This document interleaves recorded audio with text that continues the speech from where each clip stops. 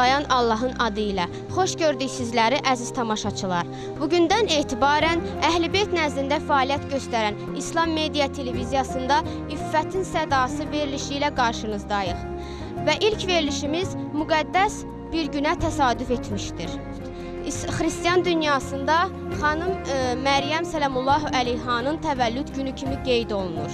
Və bu münasibətlə bütün xristiyan və müsəlman aləmini təbrik edirik. Xanım Məryəm Sələmullahu əleyha bütün müqəddəs kitablarda dünya qadınları üçün nümunə göstərilən qadınlardandır. Bugünkü həmsöhbətim 2 saylı ictimai məktəbin Gürcü dili müəlliməsi Maya Buşradzedir.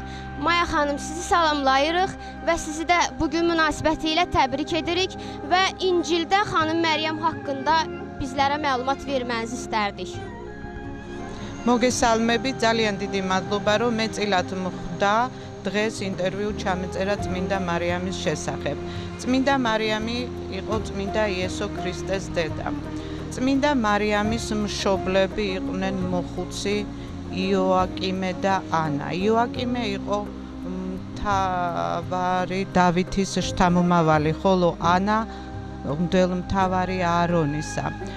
მარიამი 3 წლის იყო, როდესაც მშობლებმა იერუსალიმის ტაძარში მიიყვანეს. მარიამის მშობლები ადრე გარდაიცვალნენ, რის შემდეგაც მარიამის აღზრდა სამღვდელო პირთ მოუწიათ. მას ზრუნვა სწორედ სამღვდელო პირებს დაევალათ. მარიამი 14 წლის, როდესაც შეიქმნა, 14 წლამდე სხვა გოგონებთან ერთად ტაძარში იმყოფებოდა. წმინდა მარიამა ღვთის წინაშე ფიცით დადო, სამუდამო ქალწულად დარჩენილიყო. როდესაც მარიამის ფიცის შესახებ შეიტყვეს სამღვდელო პირებმა, ისინი საგონებელშიც ჩაცვივდნენ, რადგან 14 წლის მოზარდი გოგონას ტაძარში გაჩერება უკვე აღარ შეიძლებოდა. ღვთის წინაშე მიცემული ფიცის დარღვევაც ცოდვა იყო. ამიტომ ღმერთს ლოცვით მიმართეთ დასახმარებლად. ღმერთმა მათ ამცნო. მოეძებნათ მართალი და პატიოსანი ადამიანი, ვითომ მეუღლე მარიამისა, რომელიც მარიამის ქალწულებას დაიცავდა. ამისათვის მათ ღვთისმსახურებმა 12 უცოლო მამაკაცი შეკრიბეს, რომელთა შორისაც იყო იოსები, მართალი, პატიოსანი იოსები. გადმოცემის თანახმად ვიცით, რომ იოსები იმ დროს 80 წელს იყო მიღწეული. ღვთისმსახურებმა 12 მამაკაცს ჩამოართვეს კვერთხები და საკურთხეველში შეინახეს. დილით, როდესაც საკურთხეველი გააღეს, ნახეს, რომ ერთ-ერთი კვერთხი, რომელიც იოსებს ეკუთვნოდა, განედლდა. გადაწყვიტეს, რომ სწორედ იოსები ყოფილიყოს დამწვინდელი მარიამისა. ძილში იოსებს ანგელოზისაგან ეცნობა შემდეგი: ნუ გეშინინ მოყვანება ცოლად მარიამისა. მარიამი იმ დროს უკვე მიდგომილ იყო. თუ როგორ მოხდა მარიამში ყრმის ჩასახვა, ამის შესახებ ჩვენ ამ საიდუმლოს შესახებ ადამიანებმა არაფერი ვიცით და ნურც შევეცდებით ამ საიდუმლოს ახსნას, რადგან ჩვენ ამას ვერ შევძლებთ, ჩვენ უნდა დავჯერდეთ მხოლოდ იმას, რაც ვიცით.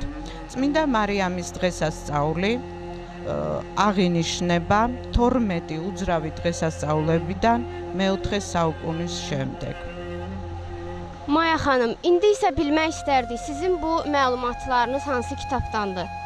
ჩვენ ეს ინფორმაცია ვიცით წმინდა სახარებიდან, მათეს სახარების მიხედვით. Bəs bildiyiniz kimi Qurani Kərimdə də xanım Məryəm haqqında dəfələrlə söz açılmışdır. Bu haqda sizin nə məlumatınız var? ჩვენ წმინდა მარიამის შესახებ, წმინდა სახარების, წმინდა ბიბლიის გარდა, წმინდა მართლმადიდებლური ქრისტიანული ლიტერატურის გარდა ვიგებთ მუსლიმთა წმინდა წიგნ ყურანიდან. მე როგორც მართლმადიდებელი ქრისტიანი მოხარული ვარ, რომ წმინდა წიგნში ასეთი მნიშვნელოვანი ადგილი უჭირავს წმინდა მარიამს, წმინდა ფატიმას, წმინდა ხატიჯას და წმინდა ასიას გვერდით.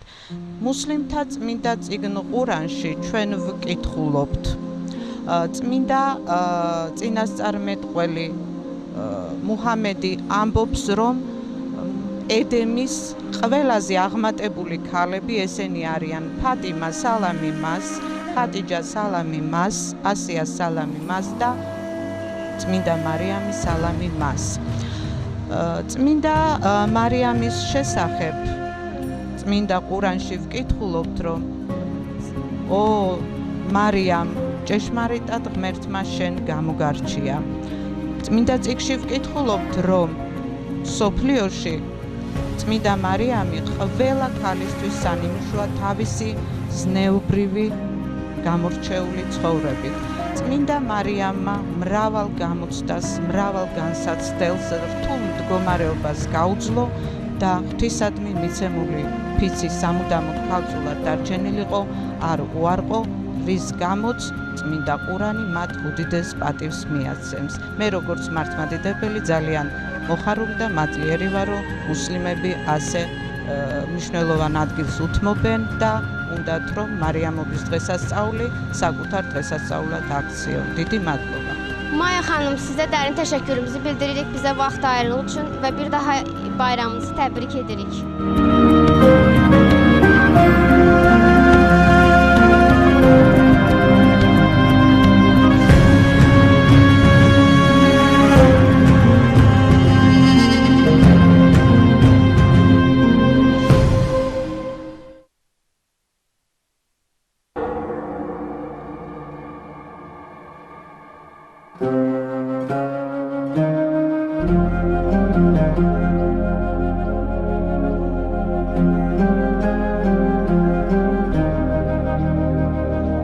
Beləliklə, əziz tamaşaçılar, Marneulinin mərkəzi məscidlərindən İmam Əli əleyhissalamın adına olan məsciddəyik və məscidin axundu Hacı Hacıyevə belə bir sualla müraciət edirik.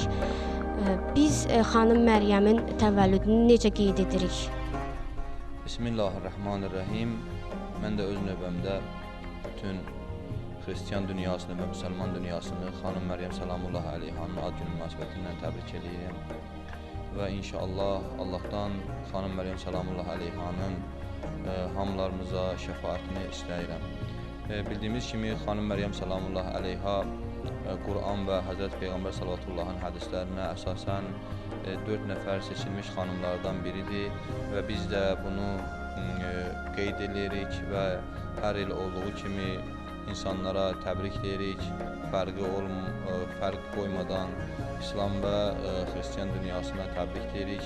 Hər il olduğu kimi bu ildə inşallah İmam Əli məscidinin tərəfindən gül aksiyası keçiriləcək və inşallah mən sözümün sonunda yenə bu bayram münasibətindən bütün dünya xanımlarını, Xristiyan və müsəlman dünyasını təbrik edirəm və Allahdan sizə də müvəffəqiyyətlər arzuluyorum ki, belə bir gözəl işdə, xeyir işdə addımlar atıyorsunuz.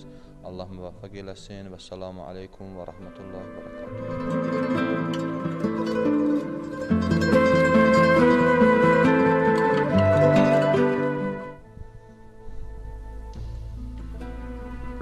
Bəli, əziz tamaşaçılar, xanım Məryəm Səlamullahu əleyhanı İslam dünyası da müqəddəs və pak bilir.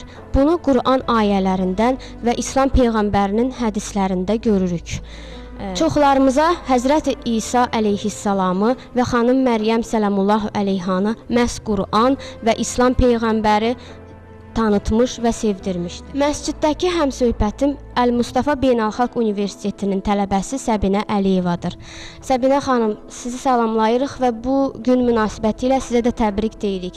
Və belə bir sualla sizə müraciət edirik. Biz xanım Məryəmi haradan və necə tanıyırıq? Bismillahirrahmanirrahim. Mən də öz növbəmdə bütün dünya xristiyanlarına, həmçinin bütün müsəlmanları bu gözəl müqəddəs bayramla münasibəti ilə təbrik edirəm. Həzrəti Məryəm Salamullah əleyhanı təbii ki biz Quran-ı Kərimdən, Allahın Təbərək və Teala'nın göndərdiyi gözəl sonuncu kitabdan öyrənirik. Xanımı haqqında deyə bilərəm ki, xanım Həzrəti İmran əleyhissalamın övladı olubdur və öz zamanəsinə görə çox gözəl, fəzilətli xanımlardan idi. Həzrəti Məryəmin anası Hənnə idi. Hənnə xanım sonsuz olmağına baxmayaraq bütün xanımlar kimi təbii ki övlad arzusunda olubdur. Hənnə xanım Allaha bir gün nəzr edir ki, əgər mənim övladım olsa, onu Beytülmüqəddəsdə xidmətçi olaraq verəcəm. Təbii ki, bu yöndəndə ki, xanımın özünün təqvası, imanı haqqında artıq irəli gəlir ki, Hənnə xanım çox imanlı bir qadın olubdu və özünə yalnızca yox, həmçinin də ki, Allaha ibadət edən övlad istəyirdi. Allah bu gözəl nəzrini qəbul edir və ona bir gözəl övlad nəsib edir. Qız uşağı hansına ki, Məryəm adı qoyurlar. Xanım öz nəzrini yerinə yetirərək bu övladı götürür Beytülmüqəddəsə və orada ibadətgaha xidmətçi edir. Oranın böyüklərinin içində də xanımın özünün bacısı, yoldaşı Həzrəti Zəkəriyyə olur. Yalnız öz tərəfindən yox, həmçinin Allahın əmri ilə xanım Məryəmi öz himayəsinə götürür. Və hər dəfə xanım Məryəmin mehrabına girəndə görür ki, zamanəsinə uyğun olmayan ruzilər var. Xanımdan soruşanda ki, bu nə ruzilərdir? Xanım buyurur ki, məhz bunu Allah göndəribdir. Allah istədiyi zaman, istədiyi bəndəsinə ruzi verəndir. Onda da ki, Həzrəti Zəkəriyyə əleyhissalam anlayır ki, bu xanım üstün seçilmişlərdəndir.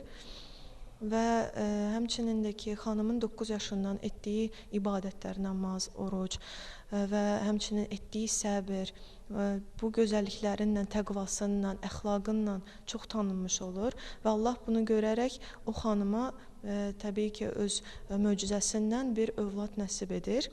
Bu övladı da ki, Həzrəti Cəbrail əleyhissalamın vasitəsilə onun bətnindən üfürərək bu uşaq dünyaya gəlir.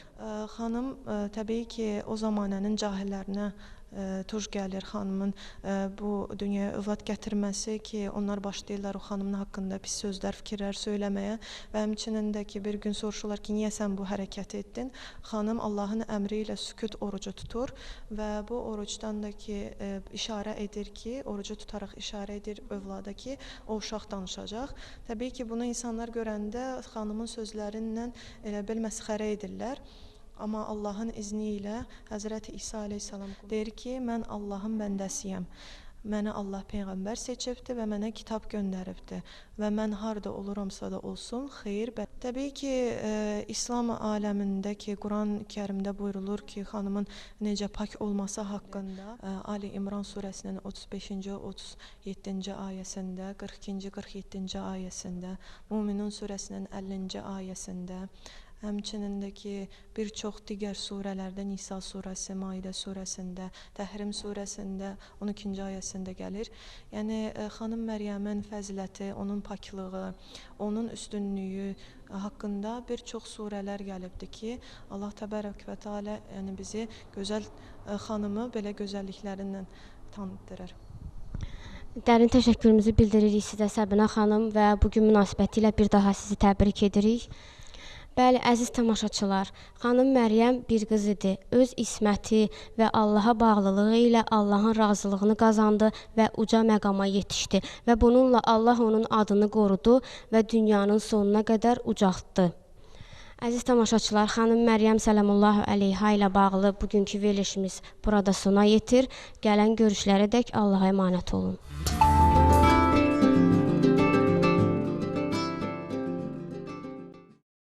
Hərəkət verənəm.